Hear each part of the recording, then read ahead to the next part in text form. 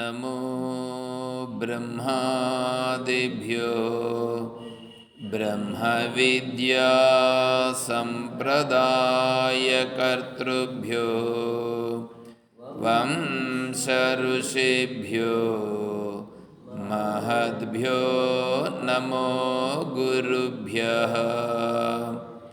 ఓం శంకారూపేణ మచ్చిత్తం పంకీకృతమభూద్యయా కిం కరీయస్య సా మాయ శంకరాచార్యమాశ్రయేత్. ఓం యుక్తాహార విహారాయ వివిక్తస్థలవాసినే మలయాళయతీంద్రాయ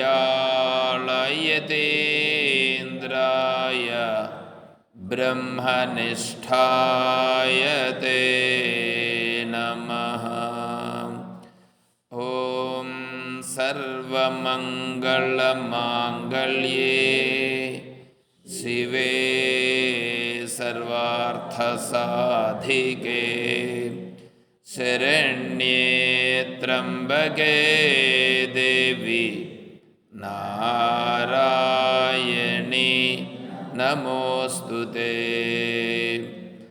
ఓం నారాయణం నమస్కృత్య నరం చైవ నరోత్తమం దేవీం సరస్వతీం వ్యాసం తతో జయముదీరయేత్.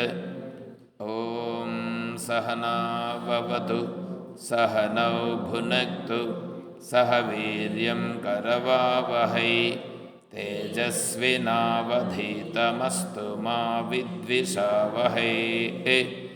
ఓం శాంతి శాంతి శాంతి.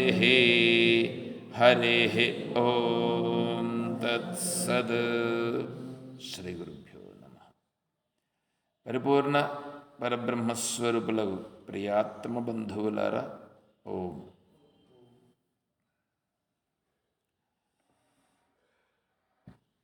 శ్రీ విద్యారణ్య స్వామి విరచిత బ్రహ్మవిదాశీర్వాద పద్ధతిలో మనం చెప్పుకుంటున్నాం. ఒక 3 రోజు ఆశీర్వాద శ్లోకాలను చెప్పుకుంటున్నాం. సరే. అభారూపస్య విశ్వస్య భారూపా చైతన్యస్య సన్నిధేర్వినా కదాచిత్ భానాభావాత్ భారూపాత్మా సర్వగత ఇతి సర్వగత ఆత్మానుభవః సమ్యక్ భూయాత్.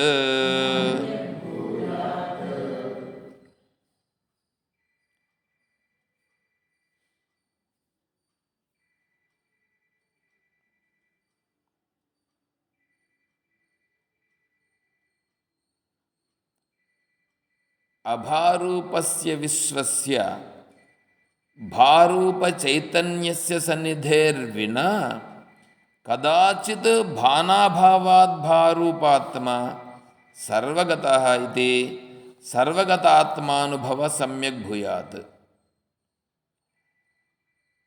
మీరు వంట చేయాలంటే అగ్ని అవసరం. ఈ పాత్ర దాంట్లో సామాన్లన్నీ వేసిన తర్వాత అగ్ని ఉండి అగ్ని స్పర్శ చేతనే వంట జరుగుతుంది. అగ్ని స్పర్శ లేకుండా వంట చేయడం జరుగుతుందా? మీరు కట్టెలతోన్నా పెట్టుకోండి, గ్యాస్తోన్నా పెట్టుకోండి, కరెంటుతోన్నా పెట్టుకోండి, మీరు ఇంక దేనితోన్నా పెట్టుకోండి. అదే విధముగా ఇక్కడ కూడా ఈ జగత్ అనేటువంటిది ఏది ఉందో, జగత్ అనేటువంటిది నిజంగా అది దానికి చైతన్యత్వం లేదు, జడత్వం. జగత్ అనేటువంటిది జడం. కానీ ఆ జడములో ఎట్లా కనిపిస్తుంది మనకి? కదులుతున్నట్లు, మాట్లాడుతున్నట్లు, తెలుసుకుంటున్నట్లు ఇవన్నీ జరుగుతున్నాయిగా. ఇవన్నీ జరుగుతూ ఉండేది మనకు జగత్తులో కనిపిస్తుంది. ఈ జగత్తులో ఇదంతా కనిపిస్తూ ఉన్నప్పటికీ అది జగత్తు కాదప్ప, చైతన్యం యొక్క ఆశ్రయము వలన వీటిలో చలనం ఉన్నది. అంటే దీని ప్రభావమా? అది చైతన్యం యొక్క ప్రభావమే. ఇప్పుడు చైతన్యాన్ని చూడాలంటే ఎక్కడ చూడాలా? ఎక్కడ చూసినా చైతన్యమే. చైతన్యం కాదు, చైతన్య ప్రభావం. చైతన్య ప్రభావాన్ని గుర్తిస్తే అప్పుడేమవుతుంది? చైతన్య స్వరూపంగా నిలవడం ఎంత సులభం, ఎంత సులభం చెప్పండి. ధ్యానం అనేటువంటిది వీడు కూర్చొని ధ్యానం చేస్తాడు, వీడు మనసు నిలవదు. ఒక క్షణం ఇది ఉంటుంది, ఇంకొక క్షణం ఏందో వస్తూ ఉంటుంది. అలా ఎందుకుందంటే ఆ మనస్సుకి ఆ విషయములతో ఆసక్తి ఉంది కాబట్టి అలా ఉంది. ఇప్పుడు నువ్వు చూసావు అనుకో, నువ్వు చూస్తే ప్రతి ఒక్కటి చైతన్యం యొక్క ప్రభావం వల్లనే ప్రకటమవుతూ ఉన్నది. అరే చైతన్యం చైతన్యం చైతన్యం, ఎక్కడ చూసినా చైతన్యం. చైతన్యం కంటే కించిత్తు కూడా వేరే లేదు అని తెలిసిందని అనుకో, ఇప్పుడేమవుతుంది? ఇదే ధ్యానం అయిపోతుంది. ఇదే ధ్యానం. ఇంక దీనికంటే మించిన ధ్యానం ఏముంది?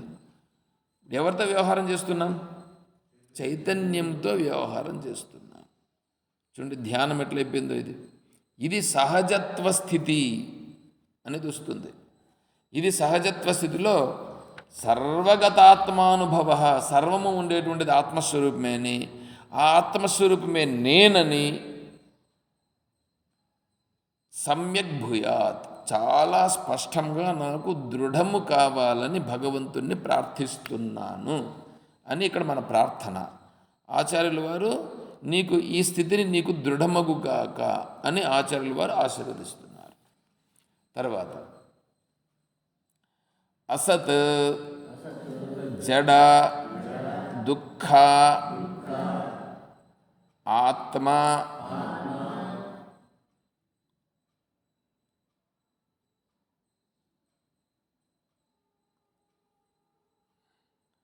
అహంకారాదిభ్యో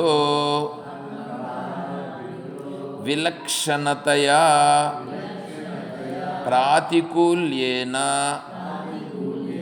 సత్య జ్ఞాన ఆనందరూపేణ చిత్తి ప్రకాశక ఇది ప్రత్యేగాత్మానుభవః సిద్ధి భూయాద్. శాస్త్రంలో ఆత్మస్వరూపాన్ని గురించి చెప్తున్నారు. ఆత్మస్వరూపము పుట్టినదా? లేదు. తెలుసుకుంటుందా? తెలుసుకోదు. అది ఎట్లుంది? తెలియదు. అది ఎట్లుందో తెలియదు, ఏం చేస్తుందో తెలియదు. దాన్ని తెలుసుకోవాలి. దాన్ని ఎట్లా తెలుసుకోవాలి అంటే దానికి శాస్త్రం ఏం చేసిందంటే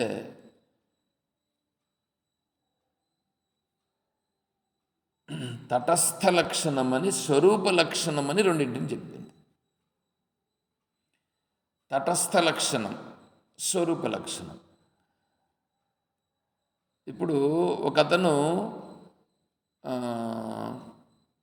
ఆశ్రమాన్ని వెతుక్కుంటూ వచ్చాడు.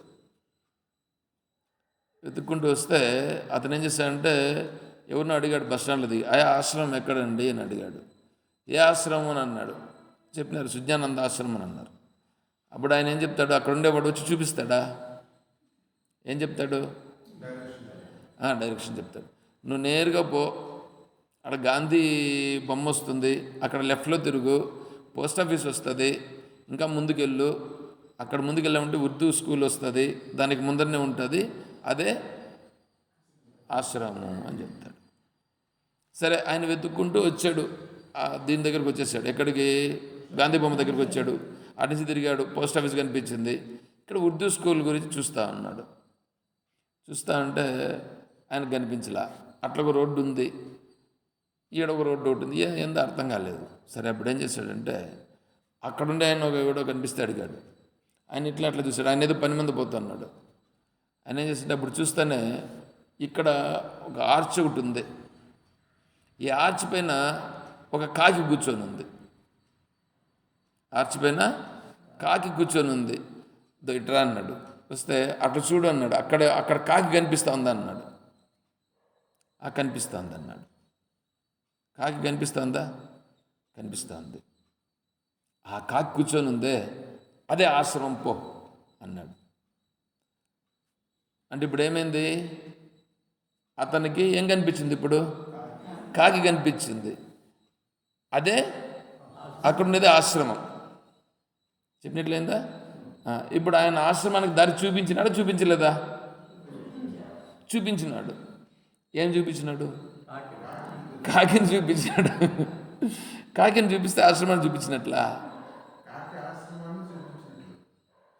కాకి ఆడుంది, కాకి ఆడుంది, కాకి ఆడుంది. ఏ సమయంలో ఉంది? ఈయన చూసే సమయంలో ఉంది కాకి. చూడండి, గుర్తుంచుకోవాల్సిన అంశం ఇక్కడ. ఈయన ఇట్లా చూసినప్పుడు కాకి అక్కడ ఉంది. కొంతసేపటికి ఆ కాకి అక్కడి నుంచి లేసి ఇంకో దాని మీద కూర్చుంది అనుకో, ఇప్పుడు అదే ఆశ్రమం? అది కాదు. లేదా ఆ కాకి లేచి వెళ్ళిపోయింది, వేరే కాకి వచ్చి అక్కడ ఎక్కడో కూర్చుని ఉంది, అదే ఆశ్రమం? అంటే కాకి ఇప్పుడు ఏమిటి? కాకి తాత్కాలికంగా ఉంది, నీకు గుర్తించేదానికి ఉపయోగపడింది.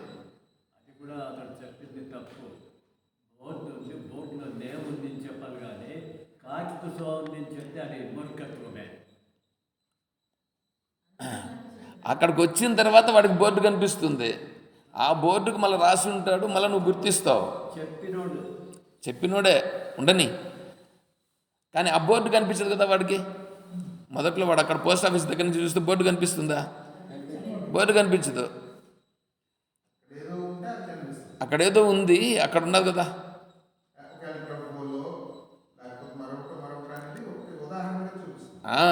అంటే ఇప్పుడు ఏంటంటే ఆ కూర్చొని ఉన్నదే, ఆ కూర్చోండేటువంటి ఆ కాకి, సరే బోర్డు కాకపోతే ఈ బిల్డింగ్ మీద కూర్చొని ఉంది అనుకో, ఫోల్ ఉంది, ఆ ఫోల్ పక్కలోనే బిల్డింగ్ ఉంది కదా చూడు, అది దాని మీద కాకి కూర్చొని. బిల్డింగ్ పక్కలో మళ్ళీ ఎన్ని ఉన్నాయి, ఈ పక్క ఒకటి ఉంది, ఆ పక్క ఒకటి ఉంది, ఉన్నాయి కదా. కరెక్ట్గా గుర్తించాలి కదా మనం, కరెక్ట్గా గుర్తించాలి కాబట్టి చెప్పాడు. సరే వాడు ఇప్పుడు ఏం చేశాడు? చూసుకుంటూ వచ్చాడు. వేరే దాన్ని చూడడం లేదు, ఇప్పుడు కరెక్ట్గా దాన్ని గుర్తుపెట్టుకున్నాడు, గుర్తుపెట్టుకొని వచ్చాడు. అప్పుడు వీడు వచ్చేటప్పుడు కాకి ఉంటుంది ఆడ? లేదు, కాకి ఎగిరిపోయింది. ఇప్పుడు చూశాడు, ఇప్పుడు చూస్తే బోర్డు కనిపిస్తుంది, ఇదే ఆశ్రమం గుర్తించాడా లేదా?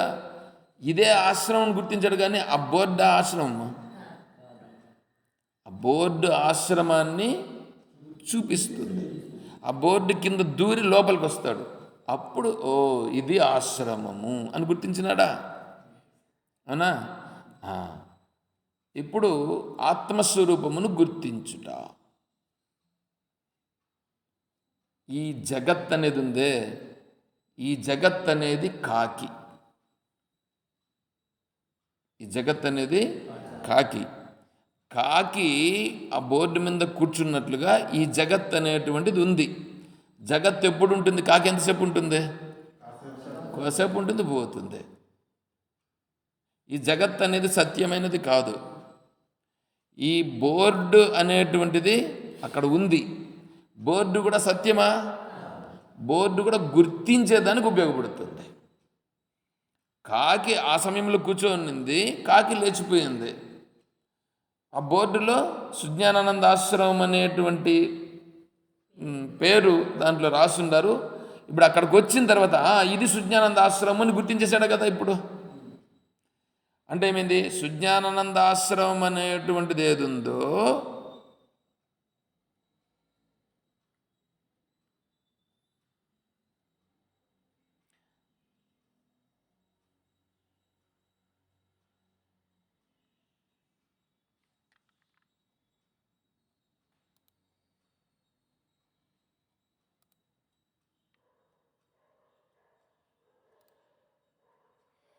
సుజ్ఞానానంద ఆశ్రమము అనేటువంటిది ఏదైతే ఉందో ఆ సుజ్ఞానానంద ఆశ్రమము ఇది అని బోర్డు చూపించింది. ఇప్పుడు వీడి మనస్సులో ఇది నిశ్చయమైందా లేదా? ఇప్పుడు కాకి ఆ సమయములో తటస్థ లక్షణం. కాకి తటస్థ లక్షణం అంటే దానిని గుర్తించేదానికి ఉపయోగపడింది. గుర్తించేదానికి ఉపయోగపడి కాకి వెళ్ళిపోయింది. బాగా గుర్తించండి.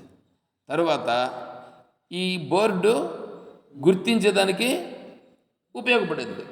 బోర్డు అక్కడి నుంచి పోవట్లేదు, బోర్డు అక్కడే ఉంది. కాకి మాత్రం వెళ్ళిపోయింది. రెండు చూడండి. ఇప్పుడు కాకి తటస్థ లక్షణము, బోర్డు స్వరూప లక్షణం. అర్థమైందా? ఇప్పుడు జగత్ అనేది తటస్థ లక్షణం. ఆ జగత్తు లక్షణాలు ఏంటంటే అసత్తు, జడము, దుఃఖము. జగత్తు లక్షణాలు అసత్, జడం, దుఃఖం, అనాత్మ. ఇవి 4 లక్షణాలు. స్వరూప లక్షణాలు 4 ఉన్నాయి. దీనికి 4 లక్షణాలు చెప్పినారు కదా. స్వరూప లక్షణాలు 4 ఉన్నాయి. అదేంటంటే సత్, చిత్, ఆనందం, తర్వాత ఆత్మ.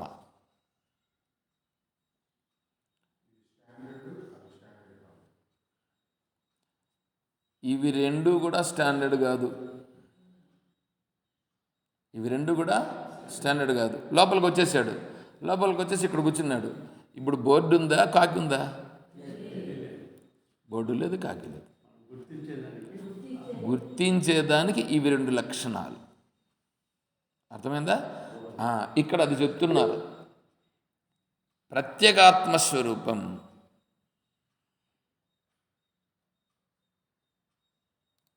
ప్రత్యేగాత్మస్వరూపం అని అంటే ఆ ఆత్మస్వరూపం అనేది ఉందే, ఆ ఆత్మస్వరూపం నేను. ఈ జగత్ అనేటువంటిది తటస్థ లక్షణం. సచ్చిదానంద స్వరూపాలు అనేటువంటివి స్వరూప లక్షణాలు. స్వరూప లక్షణాలు నేను కాదు, తటస్థ లక్షణం కూడా నేను కాదు. ఇది విచారణతో ఎవడు తెలుసుకుంటాడో ఆ ఆత్మస్వరూపము నేనని వాడికి దృఢమవుతుంది.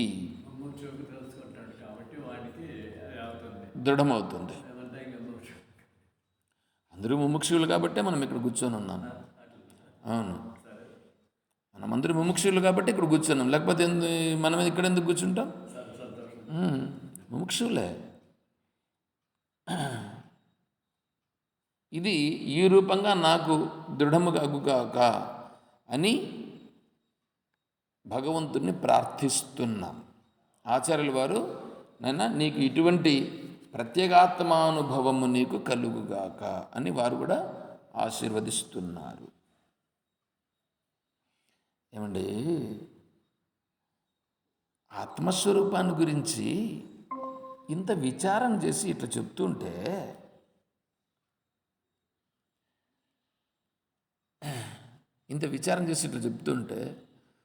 ఈ విచారణ అంతా ఏమీ లేకుండా నేను దేవుని నమ్మినాను, ఆ దేవుడు అన్నీ చూస్తాడు అని అంటే నీకు భగవంతుని తత్వం తెలుస్తుందా? ఏం చెప్పాలండి? గుడ్డిగా గుడ్డిగా మేము దేవుణ్ణి చేస్తున్నాం, దేవుని ప్రార్థిస్తున్నాం, దేవుణ్ణి తెలుసుకుంటాం, దేవుడే మమ్మల్ని కాపాడుతాడు. పిచ్చుడా,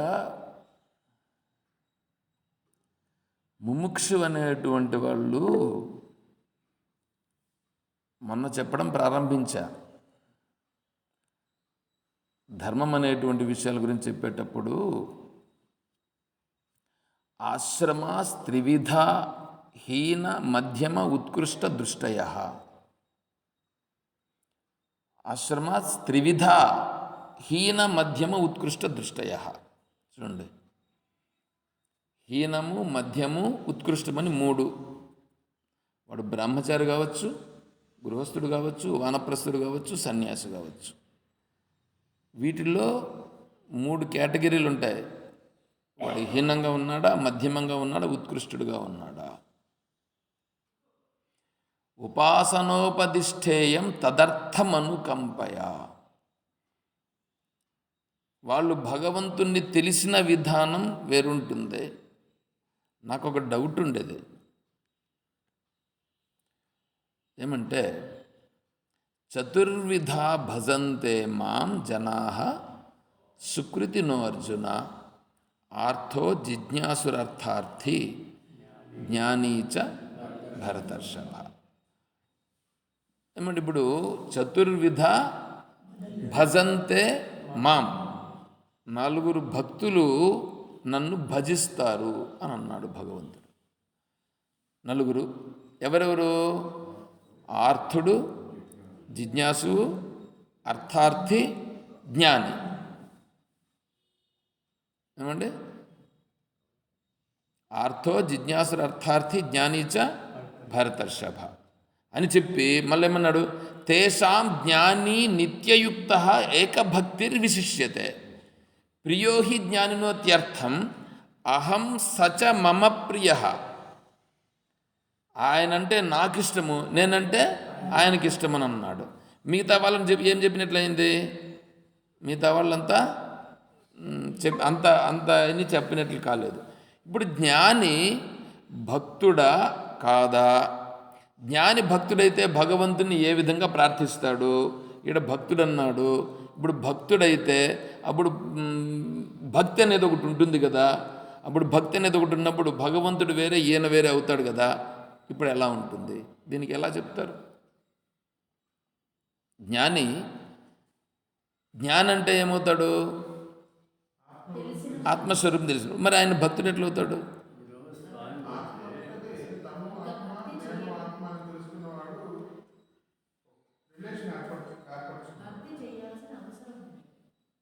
భక్తి చేయాల్సిన అవసరం ఉండదు కదా. మరి అటువంటిప్పుడు ఇక్కడ నా భక్తుడు అంటున్నాడు ఈయన.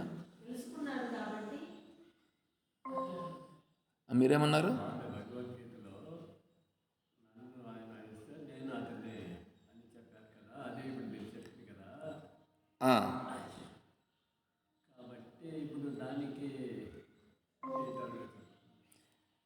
నన్ను అతను పట్టుకున్నాడు, అతను నేను పట్టుకున్నాను అన్నప్పుడు ఇద్దరుండారు లేదా? ఇద్దరుండారంటే అప్పుడు జ్ఞానం ఎట్లవుతాడు? నేను అదే కదా అడుగుతాను. నేను క్వశ్చన్ వేస్తున్నా. నేను క్వశ్చన్ వేస్తాను మిమ్మల్ని. నేను మిమ్మల్ని క్వశ్చన్ వేస్తున్నా ఎందుకంటే నాకు డౌట్ ఉన్నింది. నేను ఈ డౌట్ని మీరు కన్నా పట్టుకుంటే ఎన్ని దూరం అవుతా తెలిసినా. ఏమండి, నేను ఒకటి చెప్తానేనండి. మీరు రోడ్డింటికి పోతున్నారండి. రోడ్డింటికి పోతుంటే సడన్గా మీకు ఏమైందంటే సడన్గా రోడ్లో పాము పోయిందండి. అట్లాగా పాము ఎంత ఫాస్ట్గా పోతుంది తెలుసా మీకు? జేరిపోతైతే చాలా ఫాస్ట్గా పోతుంది. నాగుపాము తర్వాత ఫాస్ట్నెస్ ఉంటుంది. నాగుపాము కంటే ఫాస్ట్ పోతుంది జేరిపోతుంది. నాగుపాము చూసింది, నాగుపాము మనిషిని చూసిందంటే పోదు. రోడ్లో ఇట్లా పోతుంది అనమాట. నేను ఒకసారి ఆఫీస్కి పోతున్నా, బండిలో పోతున్నాను, స్పీడ్గా పోతుంటే ఇప్పుడు ఇక్కడి నుంచి ఇది ఉంది చూడండి, ఆ గోడ ఉంది చూడండి, ఆ గోడ అంత దూరంలో పాము కనిపించింది. ఎంతలా ఉందండి? ఇంతలా ఉంది.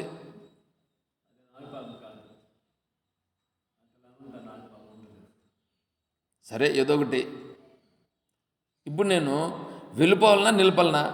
సడన్గా బ్రేక్ వేసినామా పడిపోయే అవకాశం ఉంది. బ్రేక్ వేయలేదా, అది ఏం పామో నాకు తెలీదు. చూడండి ఎట్లా ఉందో. అయినా నేను ఏం చేశానంటే ట్రై చేసి బ్రేక్ వేసా. కరెక్ట్గా పాముకు నాకు ఒక ఒక బార దూరంలో నిలిచాను. నేను బార దూరంలో నిలిచాను. ఇప్పుడు చూడండి, అది పోవచ్చుగా, స్లోగా పోతాను, స్లోగా పోతాను. సరిపో అని చెప్పి పోయింది. అది నా వైపు మళ్ళీ ఏమి అట్లా చూస్తూ ఉంది, కానీ ఇది తిరిగి చూడలేదు కాబట్టి నేను కూడా ఏం చేశాను, సైలెంట్గా గమ్మన ఉండి విడిచిపెట్టేశాను. గమ్మన పోయింది. అది పోయిన వెంటనే మళ్ళీ నేను ఇట్లా వెళ్ళా. ఎందుకు చెప్తున్నానంటే ఇప్పుడు పాములు కొన్ని ఇట్లా వస్తాయి. అప్పుడు ఏం చేస్తాం మనం? పామును చూస్తే వెంటనే వెళ్ళిపోయిండొచ్చు కదా. నేను ఎందుకు నిలిపినాను? భయం. పాముని గుర్తించిన వెంటనే భయపడినామా లేదా? దానికి సంబంధించిన రియాక్షన్ వస్తుందా రాదా? వస్తుందిగా. నువ్వు ఏదైనా ఒకటి తెలుసుకున్న తర్వాత దాని రియాక్షన్ ఉండాలన్నా వద్దా? ఆ రియాక్షన్ లేకుండా మళ్ళీ మామూలుగా ఉంటే నీకు తెలియదు అని అర్థం. ఏముండదు. నువ్వు గుర్తించినావు కాబట్టి కదా దాని యొక్క ప్రభావం తెలిసింది. అర్థమవుతుందా? భగవంతుని నేను ఎలా ప్రార్థించాలి తెలిసిందని అనుకో, నీ ముందుదేం కావాలా? ముందు దాన్ని విడిచిపెట్టాలని వద్దా?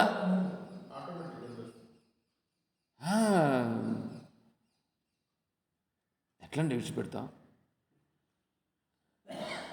చెప్తున్నా, మీలాంటి వాళ్ళకి పోదండి, మాలాంటి వాళ్ళకి కాదు.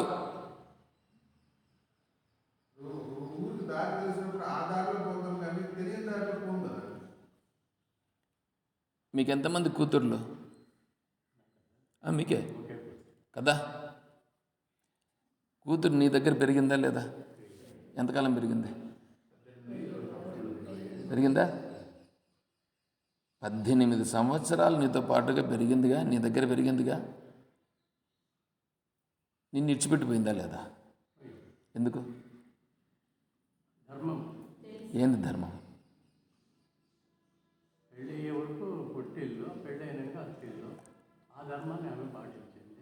పెళ్ళి కావాలని ఆమె అనుకున్నదిగా. ఆమె అనుకున్నదా అనుకోలేదా? ఆమె అనుకున్న తర్వాత ఆమె అనుకున్నది కాబట్టి నువ్వు అనుకున్నావా, లేదా ఆమె అనుకోకపోయినా కూడా నువ్వే అనుకొని చేసినావా? కాదయ్యా, ఆమెకి ఇష్టం లేదు, నువ్వు చేయి చూద్దాం. సృష్టి ధర్మం మీద నాకు ఇంకా వేరే ఇది వస్తుంది.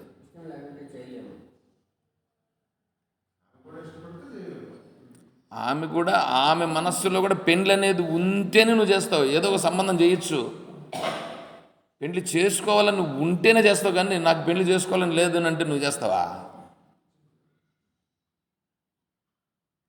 అంటే ఇప్పుడు ఆమె ఏం చేసింది? నీతో పాటుగా ఉండి నేను విడిచిపెట్టిపోయిందా లేదా? నీతో పాటుగానే ఉండిందా లేదా? ఉండి విడిచిపెట్టిపోయిందా లేదా? నీతో పాటుగానే నీ భార్య ఉంటుంది, టాటా చెప్పేసి పోతుందా పోదామే? టైం వచ్చినప్పుడు పోతే నువ్వేం చేస్తావు? నువ్వేం చేయలేవు. ఏం చేస్తావు? సరే, చెట్టు విత్తనం వేస్తావు, విత్తనం ఏమవుతుంది? మొలకవుతుంది. అరే నేను ఎంతకాలం ఉంటుంది విత్తనంగా? అంతవరకు నువ్వు ఎత్తిపెట్టావుగా, మూటలు ఎత్తిపెట్టావు. ఇప్పుడు చెన్నగి మామూలుగా చెన్నగి కాయలు భూమిలో పండించిన వాళ్ళు ఏం చేస్తారంటే విత్తనాలు కాయలు ఎత్తిపెట్టేస్తారు నెక్స్ట్ టైంకి. ఇంతకాలం ఉన్నది కదా మన ఇంట్లో, ఎంతకాలము? దాదాపు ఉంటుంది. ఉండిన తర్వాత ఇప్పుడు నువ్వు దాన్ని ఏం చేస్తావు? ఒలిచి ఆ గింజలు తీసుకెళ్ళి భూమిలో వేస్తావు. అరే నేను ఇంతకాలం విత్తనంగా ఉన్నానే, ఇప్పుడు నేను మారిపోతాను అని ఏమన్నా అంటుందా? మారాలా? మారుతుందా? ఆటోమేటిక్గా మార్పు వచ్చేసిందా? సరే పోనీ ఆ విత్తనంగా మార్పు వచ్చి మొలక వచ్చింది, పోనీ మొలక కన్నా ఉందా? మళ్ళా మారింది, పోనీ మారిందనుకో, మళ్ళీ దాంట్లో నుంచి పూత వస్తుంది, పోనీ పూత కన్నా ఉండొచ్చు కదా, పూత నిలిచిపోతుంది, మళ్ళా కాయలు, మళ్ళా బుడ్డలు వస్తాయి, ఆ బుడ్డలు కూడా పోతాయి, మళ్ళీ కాయలు వస్తాయి. ఏమంటే మార్పు చెందుతూ ఉందా లేదా? నీ శరీరం దగ్గరికి రా. నువ్వు చిన్నప్పుడు ఎట్లా ఉన్నావు? చిన్నోడుగా ఉన్నావు, ఎంతో నైస్గా ఉన్నావు, ముద్దుగా ఉన్నావు, ఎట్లట్లో ఉన్నావు. మీరు ఫోటోలు, మీ చిన్నప్పుడు ఫోటోలు పెట్టుకొని నేను చూడు ఎట్లున్నాను అని ఫోటోలు చూపించరా? అట్లా ఉండొచ్చుగా, దాన్ని పోగొట్టినావా లేదా? నాకు అట్లాగే ఉండాలని ఉందని నీకు ఉండదు కూడా, పోవాలా. ఎందుకు? తెలుసుకుంటూ రావాలా, ముందుకు పోతూ ఉండాలా, తెలుసుకోవాలా, తెలుసుకున్న వెంటనే దాన్ని విడిచిపెట్టాలా, దీన్ని ముందుకు పోతుంటావు. అవునా కదా? ప్రతి ఒక్కటే అంతే. ఫలం రావాలనంటే పుష్పం వస్తుంది. ఫలం రావాలనంటే ముందు పుష్పం రావాలి. పుష్పం రావాలంటే చెట్టు ఉండాలి. చెట్టులో నుంచి పుష్పం వస్తుంది, పుష్పం వచ్చి ఫలం వస్తుంది.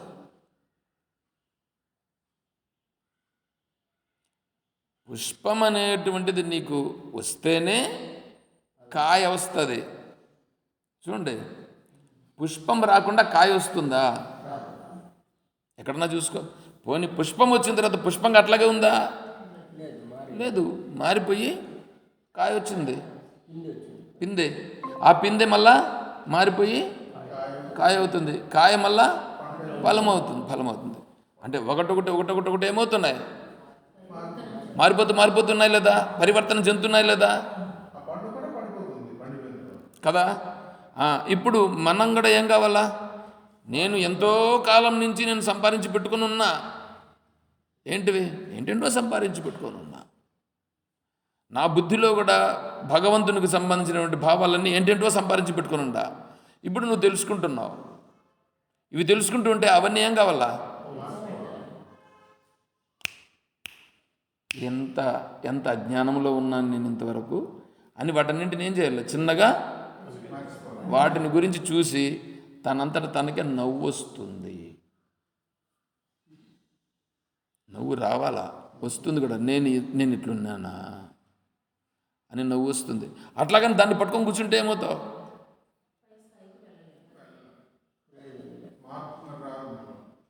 జరగదు. చూసుకో, దీన్ని వాసన అంటారు. ఇది వాసన అనేటువంటిది. ఇప్పుడు దేవుడు, ఒకప్పుడు దేవుడు కరెక్టే. తిరుమల వెంకటేశ్వర స్వామి కలియుగంలో ప్రత్యక్ష దైవం. వెంకటేశ్వర స్వామియే దేవుడు. ఓయమ్మా, నేను తిరుమల పడుకుంటూ ఉన్నటువంటి వాడని. నేను తిరుమలలో దేవుడు అంటే ఇంకా కలియుగ ప్రత్యక్ష దైవం, ఆ దేవుని దగ్గరికే పోవాలి రోజు అనుకునేటువంటి భావనలో ఉన్నవాడిని నేను. అదేమైంది? మళ్ళా మారింది. అరే ఎందుకు మారింది? మారిందా? నేను విడిచిపెట్టినానా? నేను విడిచిపెట్టాలా? నేను విడిచిపెట్టినాను. ఎందుకు విడిచిపెట్టినాను? దానికంటే ఇంకొకటి గొప్పదాన్ని పట్టుకొని దీనిని విడిచిపెట్టాలా? అది ఎట్లా కుదురుతుందండి? అది పాతకాలం నుంచి ఉండేది. తిరుమల వెంకటేశ్వర స్వామిని ఎవడు పెట్టినాడు? ఒర్రే పిచ్చోడా, పెట్టినాడు రా. నేను కాదని నేను చెప్పట్లేదురా. అది ఎందుకు పెట్టినాడు? ఇంతసేపు చెప్పినానే కాకి, ఇంతసేపు చెప్పినానుగా కాకి. ఈ జగత్తులోనిదేనా తిరుమల కూడా ఇంక వేరే ఏమన్నానా? జగత్తులోనిదే అనేటువంటిది నిశ్చయం అయిపోయిన తర్వాత జగత్తు కంటే వేరే అయినటువంటిది ఒకటి ఉందిగా, స్వరూప లక్షణం అనేది ఉంది. స్వరూప లక్షణం తెలుసుకుంటూ ఉన్నప్పుడు తటస్థ లక్షణాన్ని ఏం చేస్తూ రావాలా? రావాలి. అవును, తెలుసుకోవాలి. మనం తెలుసుకుంటూ ఉన్నప్పుడు మనం నిజంగా వెళ్తున్నాము అని అంటే, ఇప్పుడు రాత్రి నేను ఇప్పుడు కూడా ఇది చెప్పాల్సింది, ఇది మన ప్రశ్నోత్తరాలు కూడా దాన్ని కూడా చెప్పేసినట్లు అవుతుంది. 10వ శ్లోకంలో మనకున్నటువంటిది కిం జీవనం అని ఉన్నది. కిం జీవనం అంటే జీవించుట. జీవించుట ఏది జీవనం? జీవనం అంటే ఏమిటి? జీవించుట ఎట్లు? చూడండి, జీవించుట ఎట్లు అంటే ఎంతసేపు పెళ్లి చేసుకొని బిడ్డలను కానీ ఆ బిడ్డలతో పెంచుకుంటూ మనకుండే ఆస్తుపాస్తులను పెంచుకుంటూ మన యొక్క దీన్ని కీర్తిని గౌరవాన్ని మర్యాదను పెంచుకొని ఇది చేసుకుంటూ గడపడమేనా జీవనం? అందరూ అట్లా కదా చేస్తున్నారు. అందరూ అదే నేర్పారు, అదే జీవనం అనుకుంటున్నారు, దాన్ని పట్టుకొని కూర్చొని ఉన్నారు. ఇది వాసన, లోకవాసన, దేహవాసన, శాస్త్రవాసన. ఇవి విచారణ చేయాల్సి వస్తుందండి జీవన విధానంలో. ఇప్పుడు వేరే వాడు అట్లా బతుకుతున్నాడు, వాడేమో ఇండ్లపైన ఇండ్లు కట్టేస్తున్నాడు, మనమేమో ఈ మార్గంలో పోతున్నామని అనుకోండి. ఈ మార్గంలో పోతుంటే ఇదంతా తటస్థ లక్షణము, దీంతంతా నాకు పని లేదు, ఆత్మస్వరూపం కావాలనుకొని మనం పోతున్నాం. వాడి దృష్టిలో మనం ఎవరు? పిచ్చోడు. వాడికి ఏం తెలియదు పాప, మా అమ్మ ఇక్కడ రాని వాడు అనుకుంటాడు, ఎదురుగా అండు. కొన్నాళ్ళు పోతే అంటాడు, ఎందుకంటే వీడు ఎప్పుడు ఇట్లాగే అంటా ఉంటే కన్నా వాడు చెప్పి చూస్తాడు, అట్లా కాదురా ఇట్లా కాదురా ఇట్లా ఉండాలని అంటాడు వాడు. నాయనా అదంతా కాదురా నాయనా, శాస్త్రం ఇట్లా చెప్తాంది అంటే, ఎంతసేపు శాస్త్రం శాస్త్రం అంటావు కదరా నాయనా, నువ్వేం పిచ్చోడురా అని అంటాడు వాడు. వీడేమంటాడు, శాస్త్రం గురించి ఇంత బాగా చెప్తుంటే వీడు తెలుసుకోలేదు, వీడు ఎంత అమాయకుడు అని ఈయన అనుకుంటాడు. వీడు వాని మార్గంలోకి పోడు, వాడు వీడి మార్గంలోకి రాడు. ఇప్పుడు వీడి మార్గంలో పోతున్నాడే, ఏమంటే ఆత్మానుభవం కావాలనా? ఆత్మానుభవం కావాలనంటే నువ్వు ఆత్మస్వరూపమేగా. నువ్వు ఆత్మస్వరూపమైనప్పుడు ఆత్మస్వరూపము కంటే వేరుగా ఉండేటువంటిది విడిచిపెడితే కదా నువ్వు ఆత్మస్వరూపంగా నిలుస్తావు.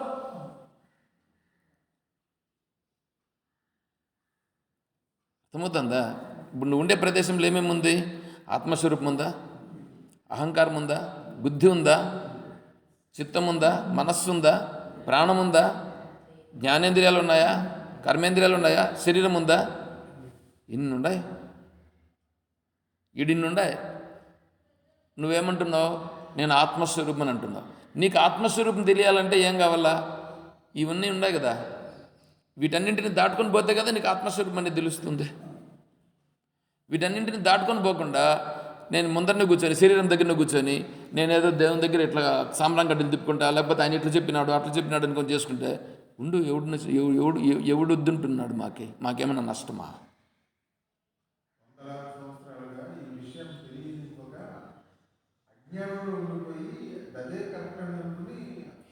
దానినే పెంచి పోషిస్తున్నారు, దానిని పెంచి పోషిస్తున్నారు. వీళ్ళకు తెలియదు. పోనీ శాస్త్రం చెప్తే వింటారా? వినరు. శాస్త్రం చెప్తే వినరు, తెలుసుకోరు. పైగా ఇంకేమంటారు తెలిసిన, మాకు ఇదే చాలు పో. నువ్వేమన్నా పెద్దది చెప్తా ఉండవా? నీకేం తెలుసు కాబట్టి వాళ్ళు చెప్పినారు.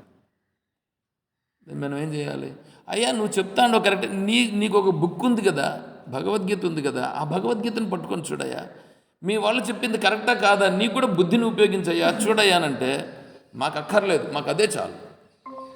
ఏం చెప్తాం మేము? అర్థమవుతుందా? అంటే ఏం చేయాలి? ఇప్పుడు తెలుసుకుంటూ ఉంటే ఏం చేయాలా? కెమిస్ట్రీలో ఏం చేస్తారంటే ఒక పౌడర్స్ కొన్ని ఉంటాయి, సాల్ట్స్. ఇప్పుడు మీరందరూ కెమిస్ట్రీ స్టూడెంట్స్ అనుకోండి, అంత తెల్లగానే ఉంటాయి. 10 టేబుల్స్ వేసేస్తారు, 10 టేబుల్స్ పైన ఈ పౌడర్లు పెట్టింటారు, ఈ సాల్ట్స్ ఉంటాయి. నువ్వు దాన్ని ఏం చేయాలంటే ఇది ఏమి సాల్ట్, దీంట్లో ఏముందని నువ్వు ఫైండ్ అవుట్ చేయాలి. ఫైండ్ అవుట్ చేసి నువ్వు ఇది ఫలానా అనేటువంటిది నువ్వు ఫైండ్ అవుట్ చేసి దాన్ని లాస్ట్లో గుర్తించి చేయాలి, రిజల్ట్ ఇవ్వాలి. ఒకనొకనికి ఒకటి ఉంటుంది, అందరికీ ఒకటి ఉండదు. వాడిని చూసి వీడు కాపీ కొట్టి రాద్దామని అనుకుంటే కుదరదు. ఇది ప్రాక్టికల్స్. నువ్వు ఇంకా ఇది మామూలుగా ఇంటర్మీడియట్లో వచ్చేది, పైకి పోయేటప్పటికీ ఇంకా మారిపోతుంది.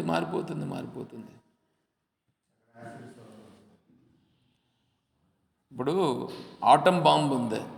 ఆటం బాంబు యురేనియం అనేటువంటిది చూడండి, దాంట్లో న్యూట్రాన్స్, ప్రోటాన్స్ ఉంటాయి. ఆటం బాంబు తయారు చేయాలంటే దాంట్లో ఉంటాయి చూడండి, ఈ న్యూట్రాన్స్ ఉంటాయి మధ్యలో, ప్రోటాన్స్ దాని చుట్టూ తిరుగుతూ ఉంటాయి. ఈ మధ్యలో ఉన్నటువంటివి సపోజ్ దాన్ని ఏదో ఉంది, నాకు గుర్తులేదు, కానీ సపోజ్ ఒక 54 అని అనుకోండి. 54 లోపల ప్రోటాన్స్ ఉంటే చుట్టూ ఉండేటివి న్యూట్రాన్స్ లోపల ఉంటే ప్రోటాన్స్ చుట్టూ తిరుగుతూ ఉంటాయి. ఇవి అంటే ఇవి 54, ఇవి ఒక 54. ఇవి ఆకర్షణ శక్తి ఉంటాయి, తిరుగుతూ ఉంటాయి. ఒక్కదాన్ని విడగొట్టాలండి. ఒక్కదాన్ని విడగొడితే ఏమవుతుందంటే 53 బయట అవుతుంది, లోపల 54 అవుతుంది. ఈ బయట ఉండే 54లో ఒక్కదాన్ని విడగొడితే ఏమవుతుందంటే ఇవి 53 అయిపోయినాయి కదా, ఇవి చెల్లాచెదరైపోతాయి. ఈ 54 అట్లాగే ఉంటాయి. అప్పుడు బ్లాస్ట్ పెద్దదవుతుంది, సౌండ్ వస్తుంది. అట్లా యురేనియం అనేటువంటిది ఒక అణువును తీసుకొని దాన్ని బ్లాస్ట్ చేస్తారు. ఇంత తీసుకున్నామంటే ఆ యురేనియంని మొత్తం స్మాష్ అయిపోతుంది. అదొక బాంబు. అర్థమవుతుందా? ఇప్పుడు ఏమైంది, అది పోయిందా లేదా? ఇప్పుడు దాన్ని యురేనియం పైన రీసెర్చ్ చేస్తున్నాడు అని అనుకోండి అతను. ఇప్పుడు యురేనియం గురించి చేసినప్పుడు అతను దాన్ని చూస్తాడా, లేకపోతే లోపల న్యూట్రాన్స్ను, ప్రోటాన్స్ను చూస్తాడా? న్యూట్రాన్స్, ప్రోటాన్స్ను చూస్తూ దాంట్లో ఏ విధంగా ఏమేమి చేయాలనేది చూస్తాడు అతను. మనం పైన ఉండేదాన్ని చూస్తాం, పైన ఉండే కవర్ను చూస్తాం. బంగారం ఉందని అనుకోండి, బంగారం చూసేటువంటి ఇప్పుడు ఆయన సైంటిస్ట్ బంగారంలో దాంట్లో అయాన్స్ను చూస్తాడు, అణువులను చూస్తాడు. ఆయన అణువులను చూస్తాడు కానీ ఆభరణాలను చూస్తాడా? మనకంత ఆభరణాలు, నెక్లెస్లు ఏంటంటూ ఉంటాయి, ఇవంతా చూస్తాడు. ఇప్పుడు ఆయన దగ్గరికి వచ్చి ఈయనకు ఆభరణాల గురించి, ఈయన గురించి ఏం తెలియదండి అనుకోనంటే, నీకు తెలుసా ఆయనకు తెలుసా బంగారం గురించి? ఆయనకు తెలిసినంత నీకు తెలుసా? పిచ్చోడ తెలుసుకోరా నాయన అంటే, మాకు చెప్పింది ఇదే, పో ఎడన పోయి నాశనం అయిపో, మాకేం పోతుంది. వాసనలు ఉంటాయి. మన బుద్ధిలో పెట్టుకొని ఉండాం. నువ్వు ఎంతకాలం నుంచి తెలుసుకొని ఉంటావు. నీకు చెప్పినాడు వాడేమన్నా పెద్ద ఇదా, తిరుమల గురించి చెప్పినాడని అనుకో, వాడేమన్నా పెద్ద సైంటిస్ట్ తెలిసినాడు, వాడేమన్నా శాస్త్రం గురించి వాడికి ఏం తెలుసాయా? దేని గురించి తెలుసు చెప్పు? వాడి మాట ప్రమాణం ఎట్లవుతుంది? భగవద్గీత ప్రమాణం అవుతుంది, కానీ వాడి మాట ప్రమాణం అవుతుంది. వాడు భగవద్గీతను చెప్తే అప్పుడు ప్రమాణం అవుతుంది. భగవద్గీతను వాడు చెప్పినా కూడా భగవద్గీతలో షడ్లింగ సహితంగా చెప్తున్నాడా, అప్పుడు ప్రమాణం అవుతుంది. ఇవన్నీ చేస్తే మన మనసులో ఉండే దోషాలు అనేటువంటివి క్రమంగా తగ్గుతూ వస్తాయి. ఇవంతా ఏమీ లేకుండానే రోజు గుడికి పోతే చాలంట పోతాయంట. ఎంత బాధ అనిపిస్తుందండి. ఇది గుడే ఆశ్రమమా? ఇది మీరు నిర్ణయం చేసుకోండి. అర్థమవుతుందా? పెట్టుకోండి. ఎంతవరకు ఉండాలనో అంతవరకు ఉండాలా. ఎంతవరకు ఉండాలి? కర్మ, నేను జిజ్ఞాసు గురించి చెప్తున్నాను. ఇప్పుడు ఇక్కడ జిజ్ఞాసు వచ్చేటప్పుడు దానికి భగవద్గీతలో 3 షట్కాలు ఉన్నాయి. భగవద్గీతలో 3 షట్కాలు. మొదటిది కర్మ షట్కం, రెండవది ఉపాసనా షట్కం, మూడవది జ్ఞాన షట్కం. ముముక్షుగా అన్నారు చూడండి. ముముక్షుగా ఉండేటువంటి వాడు హీన, మధ్యమ, ఉత్కృష్ట. కర్మయోగం గురించి రాత్రి విన్నారుగా. కర్మయోగము మీకు ఎక్కడైనా జరుగుతూ ఉందా చెప్పండి? కర్మయోగం అంటేనే తెలియదు, ఇంకా కర్మయోగం ఏం చేస్తారు? భగవద్గీతలో మొదటి షట్కం చెప్తున్నారే ఆ కర్మయోగం గురించి చెప్తా ఉంది. భగవద్గీతలో మొదటి షట్కం కర్మయోగం. కర్మ ఎలా చేయాలి, ఎందుకు చేయాలి, ఎట్లా చేస్తే నువ్వు విడుదల పొందుతావు, కర్మ నుంచి నువ్వు విడుదల పొందేదానికి కర్మ. అన్నం ఎందుకు తింటారండి? అన్నము తినకుండా ఉండేదానికి అన్నం తింటున్నావు. బాగా అర్థం చేసుకో. 30 నిమిషాలు అన్నం తింటావు. 30 నిమిషాలు అన్నం తింటే ఏమవుతుంది? అన్నము తినకుండా ఉండేదానికి నువ్వు ఇప్పుడు అన్నం తింటున్నావు, అవునా కదా? మాత్రలు ఎందుకు వేసుకుంటున్నావు? మాత్రలు తినకుండా ఉండేదానికి నువ్వు మాత్రలు వేసుకుంటున్నావు. ఎప్పుడు కూడా శాస్త్రం అనేటువంటిది ఏం చేస్తుంది తెలుసు? నీకు తెలిసిందని చెప్పదు. ఎందుకంటే నీ బుద్ధిలో ఒకటి ఉంటుంది. నీ బుద్ధిలో ఉండేది నువ్వేమన్నా పెద్ద ఇదే. నీలాంటి వాళ్ళని ఎంతోమందిని చూసేస్తారు మహర్షులు. నీరు అన్నీ బాగా విచారణ చేసి చేసి చేసి అంత అయిపోయి ముందుకు వెళ్ళిపోయారు వాళ్ళు. వెళ్ళిపోయి వాళ్ళంతా కూడా మనకేం చేస్తారంటే, నాయన ఇట్లా చెయ్యి, ఇట్లా తెలుసుకో, బుద్ధితో నువ్వు ఇలా ఆలోచన చెయ్యి అని చెప్పి వాళ్ళంతా కూడా మనకు రాసి పెట్టారు. అందుకని పుట్టుకతోనే వీడు ముగ్గురికి రుణగ్రస్తుడు. పుట్టుకతో ముగ్గురికి రుణం. నేను ఎవరికి అప్పులేనండి. ఎవరా చెప్పింది నువ్వు అప్పులేవని? శరీరం ఇచ్చారా తల్లిదండ్రులు, కాబట్టి తల్లిదండ్రులకు నువ్వు రుణగ్రస్తుడు. అంటే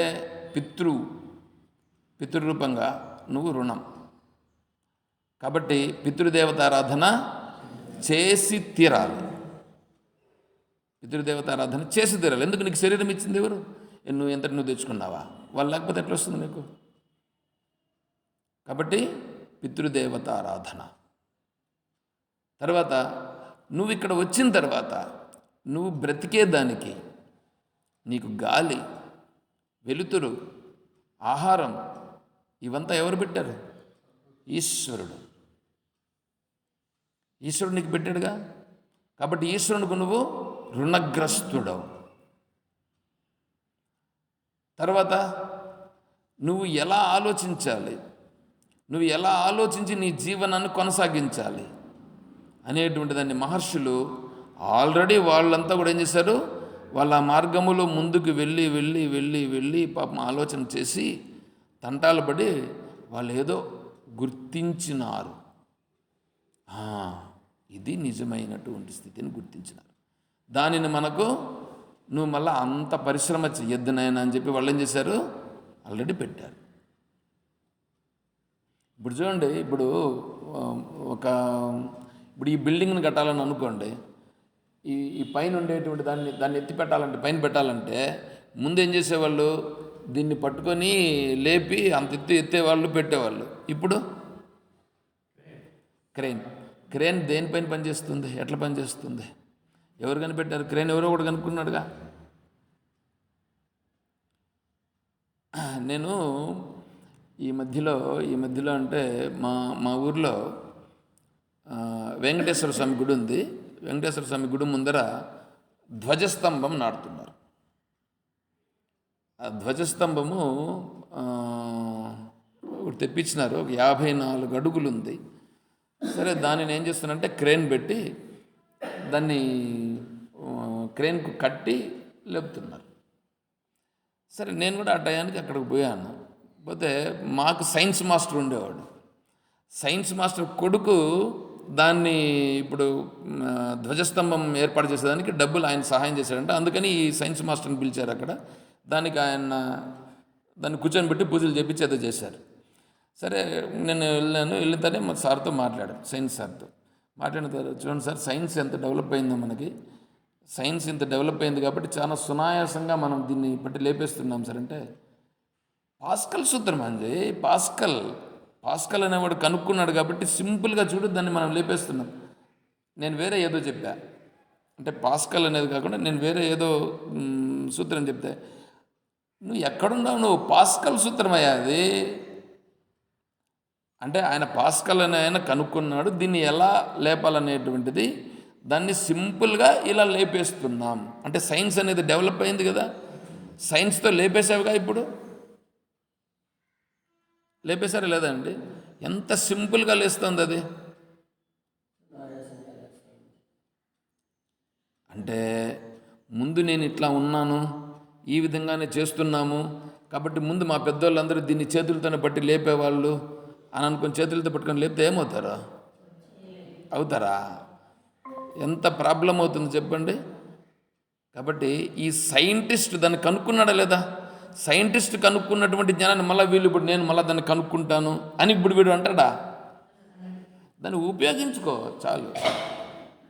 దాన్ని ఉపయోగించుకో, ఆ బుద్ధిని, ఆ వివేకాన్ని ఉపయోగించుకో. నువ్వు ముందు నింటుంది 10 మంది కలిసి తింటారు. మా ఇల్లు కట్టేటప్పుడు దీనికి సంబంధించినటువంటి తీర్లను వాటిని వేసి వాటిపైన బండలు పెట్టేవాళ్ళు.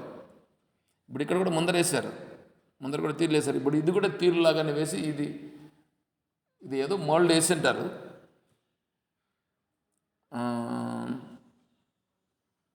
ఎక్కడ నేను చూసింది ఇప్పుడు 150 అడుగులు అని అనుకుంటాను. 150 అడుగులండి. 150 అడుగులు వెడల్పుతో కింద ఏ సపోర్ట్ లేదండి, బీమే లేదు. ఇప్పుడు 20 అడుగులు ఉంటుంది. ఏది ఒక స్టీల్ పొడవు 20 అడుగులు ఉంటుంది. ఇప్పుడు అది 100 అడుగులు, 150 అడుగులు, 150 అడుగులు పొడవు ఉంటుందా? ఒకవేళ ఉండినా అది నిలబడుతుందా? కింద ఏమనే మాత్రం ఒక్క బీమ్ కూడా సపోర్ట్ లేదు.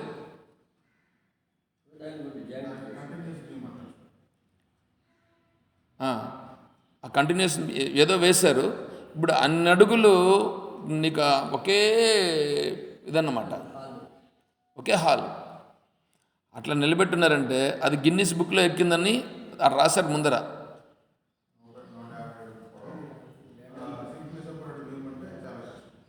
ఎంత ఇది ఉంటుంది చెప్పండి. ఇప్పుడు మనకు అంత నాలెడ్జ్ని పెట్టారంటే ఆ ఇంజనీర్స్ అంతా ఎంత ఇది ఉండి పెట్టారు అది. మనం అటువంటి వాటిని ఉపయోగించుకోవాలి. ఇప్పుడు మళ్ళీ అతను ఎట్లా చేశాడు, ఏం చేశాడు, దానిపైన రీసెర్చ్ చేసుకుంటూ కూర్చోవాలి. ఇప్పుడు నువ్వు తెలుసుకో, దాన్ని చెప్తారు. అలాగే ఇక్కడ భగవంతుని గురించి కూడా విజ్ఞానం అనేటువంటిది ఉంటుంది. కర్మయోగం నువ్వు ఎలా చేయాలి, ఉపాసన, భగవంతుని ఎలా ఉపాసన చేయాలి, భగవంతుడు అంటే ఎవరు. ఇప్పుడు 3 స్థితులు వచ్చినాయా? దాన్ని మొదటిది చెప్తా ఉంది కర్మ షట్కం. మొదటిది వీడు ముముక్షువే, భగవంతుని గురించి తెలుసుకుంటూ ఉండేవాడు. భగవంతుని గురించి తెలుసుకోవాలనుకునేవాడు కర్మ చేస్తాడు. ఆ కర్మను ఎలా చేయాలనో చెప్తుంది మొదటి షట్కం, మొదటి 6 అధ్యాయాలు. 2 6 అధ్యాయాలు భగవంతుణ్ణి ఎలా నేను ప్రేమించాలి చెప్తుంది. భగవంతుని ప్రేమించుట.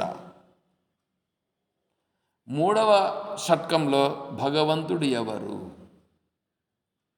అర్థమవుతుందా?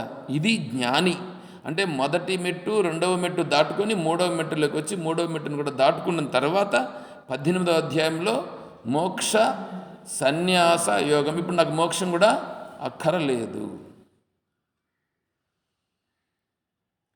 శరీరం ఉందా, ప్రాణం ఉందా, మనస్సు ఉంది.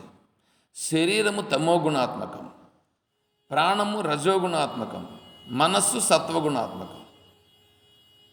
తమోగుణమును దాటుకోవాలా, రజోగుణమును దాటుకోవాలా, సత్వగుణమును కూడా దాటుకోవాలా. ఈ మూడింటిని దాటితే, పెన్న దాటితే పెరుమాళ్. రంగన్న విఠల ఉన్నాడు కదా, విఠల పాండురంగడు ఉండేది ఎక్కడ? పండరీపురంలో. పండరీపురం ఎక్కడుంది?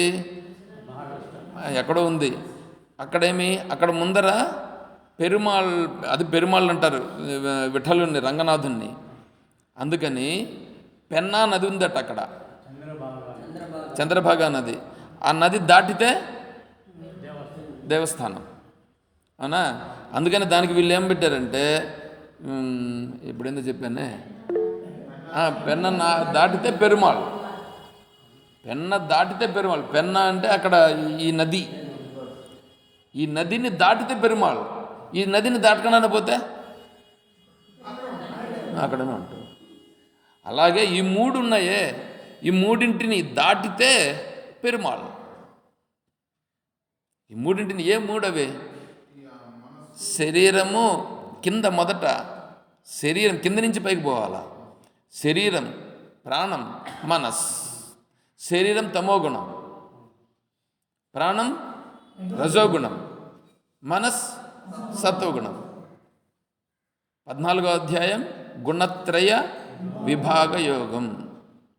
గుణత్రయ, 3 గుణములు, వీటన్నింటినీ తెలుసుకుని కైర్లింగై స్త్రీన్ గుణాన్ ఏతాన్ అతీతో భవతి ప్రభో కిమాచార కథం చేతాన్ స్త్రీన్ గుణాన్ నతి వర్తతే. శ్రీ భగవానువాచ ప్రకాశంచ ప్రవృత్తించ మోహమేవ చ పాండవ నద్వేష్టి సంప్రవృత్తాన్ని నా నివృత్తాన్ని కాంక్షతి ఉదాసీనవదాసీనో గుణేర్యో న విచాలితే గుణావర్తంతి ఇత్యవ యోవతిష్టతి నేంగతే.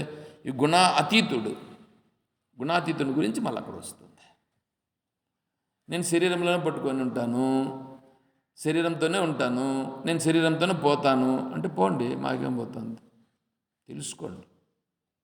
తెలుసుకోవాలి కాబట్టి చెప్తున్నా. అర్థమవుతుందా?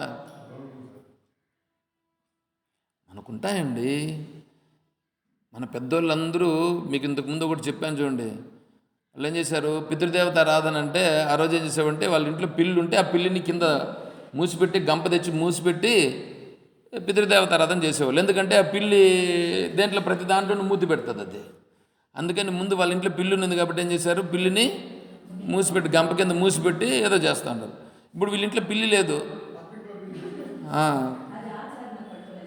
అదే ఆచారం వచ్చి కూర్చునింది. ఇదేమన్నా అది సిద్ధాంతమా? అదే ఏడుందో తెలీదు, ఏడుంది. ఎందుకంటే వాళ్ళ ఇంట్లో ముందు అట్లా ఉండింది, చేసినారు అది. అందుకని వీడు కూడా ఇప్పుడు ఏం చేస్తాడు, పక్కింట్లో ఉండేదాన్ని పిల్లిని వెతికి పట్టుకొని మూసి పెడతాడు. ఇన్ని ఏమనాలి?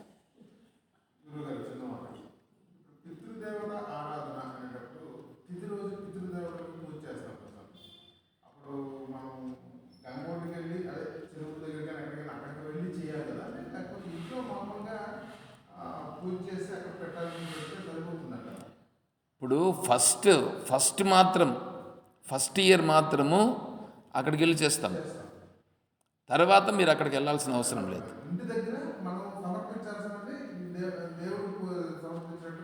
దానికి పద్ధతిని అనుసరించి వాళ్ళకి ఒక్కొక్క పద్ధతి ఉంటుంది, ఒకరొకరికి ఒక్కొక్క పద్ధతి ఉంటుంది. ఆ పద్ధతిని అనుసరించి చేయాల్సి వస్తుంది. ఏదో ఒక పద్ధతి చేసుకుని దానిని ఏ పితృదేవతలనైతే మనం ఆరాధిస్తున్నామో వారి రూపంగా ఎవరినో ఒకరిని పిలిచి వాళ్లకు భోజనము పెట్టుట, అది చేయాలి. అది కాబట్టి ఇక్కడ చూడండి, హీన, మధ్యమ, ఉత్కృష్ట. ముముక్షువులో కూడా 3 రకాలు. హీనుడు, మధ్యముడు, ఉత్కృష్టుడు. హీనుడు అంటే మొదటి 6 షట్కాల్లో ఉండేవాడు. కర్మయోగం చేసేటువంటి వాడు హీనుడు. ఉపాసన చేసేవాడు మధ్యముడు. జ్ఞానస్థితిలో ఉండేవాడు ఉత్కృష్టుడు. ఇప్పుడు నాకు టైం అయిపోతుంది, నేను ఎట్లా క్లోజ్ చేయాలని చూసుకుంటున్నా. ఇప్పుడు మొత్తం మీద ఇట్ల నుంచి ఇక్కడ మళ్ళీ తిరుక్కొని ఏంటంటే నా డౌట్ ఉందిగా. నా డౌట్ ఏంది, జ్ఞాని భక్తుడా, ఎట్లా భక్తుడు అని కదా. ఇక్కడ ఇవంతా తిరుక్కొని వచ్చింది దేనికి? దీనికే కదా. జ్ఞాని స్థితిలో మొట్టమొదటి ఈశ్వరుని పట్టుకున్నాడు. ఈశ్వరుడు వేరే ఉన్నాడు, నేను వేరున్నానని పట్టుకున్నాడు. తర్వాత ఈశ్వరుడు ఒక విగ్రహ రూపంగా పట్టుకుని ఉన్నాడు. తర్వాత ఏమైంది, ఆ ఈశ్వరుడు విగ్రహమే కాదు, సర్వము ఉన్నటువంటిది ఈశ్వరుడే అని తెలుసుకున్నాడు. విచారణతో పెరుగుతుంది. అప్పుడు విగ్రహాన్ని వదిలేశాడా? విగ్రహాన్ని వదలేదు. విగ్రహములోనూ భగవంతుని చూస్తున్నాడు, సర్వమునందు కూడా భగవంతుని చూస్తున్నాడు. తర్వాత ఇంకా ఏమైంది, ఇంకా పెరుగుతుంది. విచారణ చేస్తాడు, తెలుసుకుంటాడు. అయ్యా, సర్వమునందే కాదు, అందరి హృదయములో ఉన్నాడు, నా హృదయములో కూడా ఉన్నాడు అని తెలుసుకుంటాడు. ఇప్పుడేమైంది, అందరినీ చూసేటప్పుడేమో చూస్తాడు ఈశ్వరునిగా, హృదయం దగ్గరికి వచ్చేటప్పటికి అందులో మునిగిపోతాడు. హృదయంలో ఉండేటువంటి ఈశ్వర భావనలో మునిగిపోతాడు. ఈశ్వర భావనలో మునిగిపోతే మీద దాన్ని లేదు. ఇప్పుడు లాస్ట్కి ఏమైపోతుంది తెలిసిన, ఈ హృదయములో ఉన్నటువంటిదే సర్వము ఉన్నది అని వచ్చేస్తుంది. ఇప్పుడు హృదయము అంతా ఒకటైపోయింది.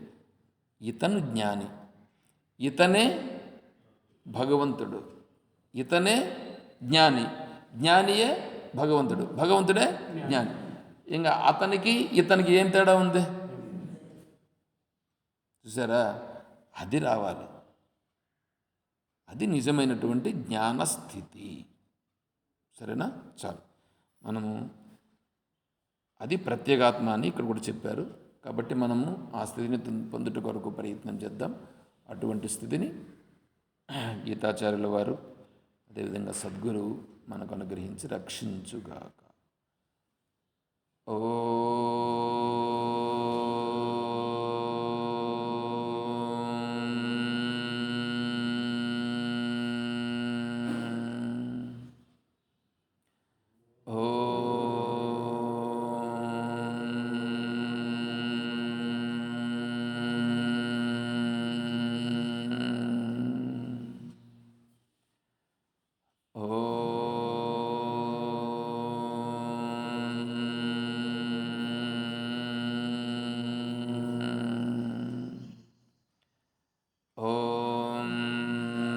असतो मा सद्गमय,